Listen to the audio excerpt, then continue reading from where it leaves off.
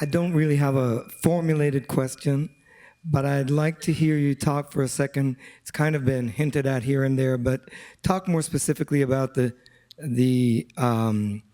situation of the planet, the ecological situation, without panicking, without getting self-righteous and all these other things. Clearly, a change of consciousness is necessary, but things also have to be done in real time, because these are processes happening in time. And so just if you had anything at all to say about that and how these two processes of consciousness and also changing things, doing whatever would be necessary for the planet, how this works together. Yes, thank you.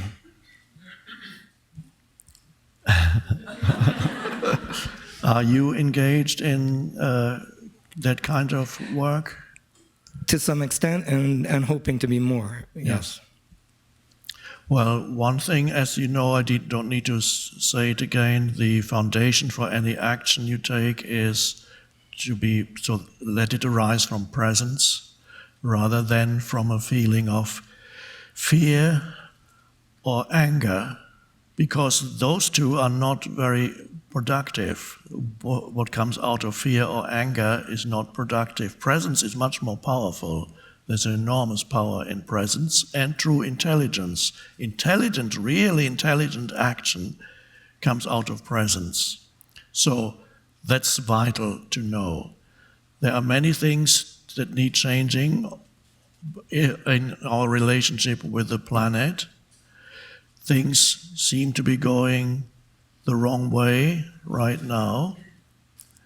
All I can say is do as much as you can to help change the way in which we live on this planet. Do what you can with peace in your heart. That's the main thing, with peace in your heart, because otherwise, without peace, the opposite of peace is war and conflict. So if we don't destroy the planet, we destroy ourselves through war and conflict. The planet, there's more to the planet.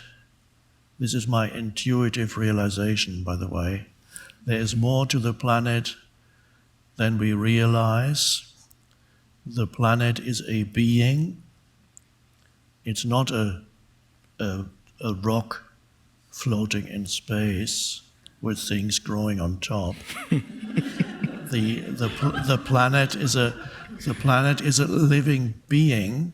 Now, many humans or scientists cannot accept that. What I mean is, it is pervaded by an intelligent energy field in the same way that your body is pervaded and held together and run by an underlying intelligence that keeps everything, the thousands of functions in your body, because the planet is another kind of body. The thousands of functions that need to be constantly coordinated and controlled, that keep this body alive, keep the atoms and molecules together, keep the organs from cooperating. No human or the greatest computer could possibly do that. Even now, we only understand a fraction of how our physical body operates. There's a vast intelligence built into it. When that intelligence says goodbye, then very quickly the atoms and molecules say goodbye to each other too, and then they depart, and then the form dissolves. The planet is also an intelligence, a being that is intelligent, and it has produced us in a way, not alone. There have been other factors. The sun is also more than a fireball. We think the sun is a ball of just energy. There's more to it than that. We think the sun is extremely hot. Well, hot is one way, but really what that means is the energy of the highest intensity, which our physical body register as extreme heat. The sun is also a celestial being. You don't need to believe me, by the way, but I'll just tell you what my intuitive realization is. And The planet has an intelligence also that one reason why we need to be active in protecting the planet so that we don't use these absurd ways of the resources of the planet, the absurd ways of getting energy, we need to go beyond that. There are other ways. The universe is infinitely abundant.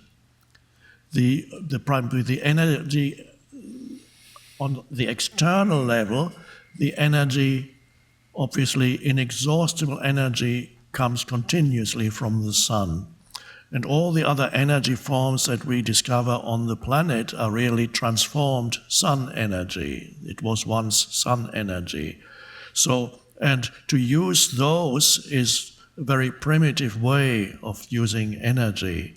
And we need to, as soon as possible, and this is the task of scientists and so on, who also need to be present, to go beyond those primitive ways of using the energy that's left over by sun energy on the planet.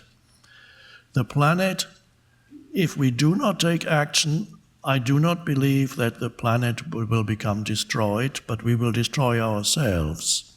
Or the planet, which has an intelligence, but it's just slow, because to a planet 100 years is nothing, 200 years is nothing, 1 second in your lifetime or less.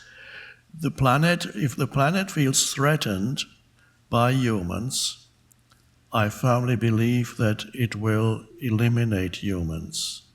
It can do that very easily. We are, because we are connected, our physical form is connected to the energy field of the planet. It's come out of the planet.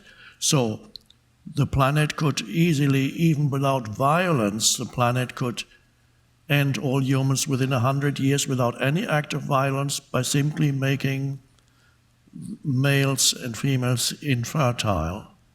That would be an action taken by planetary intelligence. Say, these humans we can't have them anymore, that's too much. Or let's just get rid of 95% of them, and then they can have a new beginning and can try again. But it doesn't have to come to that. So before the planet takes action, and the planet is slow, we need to take action, but with peace, because otherwise we are unconscious beings. We'll just contribute. Even if in our unconscious action we could save the planet, we wouldn't save ourselves, because we would create warfare if we are unconscious. There are many ways we can destroy ourselves, not just through destroying nature. There are other ways we can destroy ourselves, and we will if the shift in consciousness does not reach a sufficient number of people. But the essence of what I'm saying is peace in your heart. Do not fear. There's more to the planet than you realize. If the planet gets rid of you, it will. Thank you.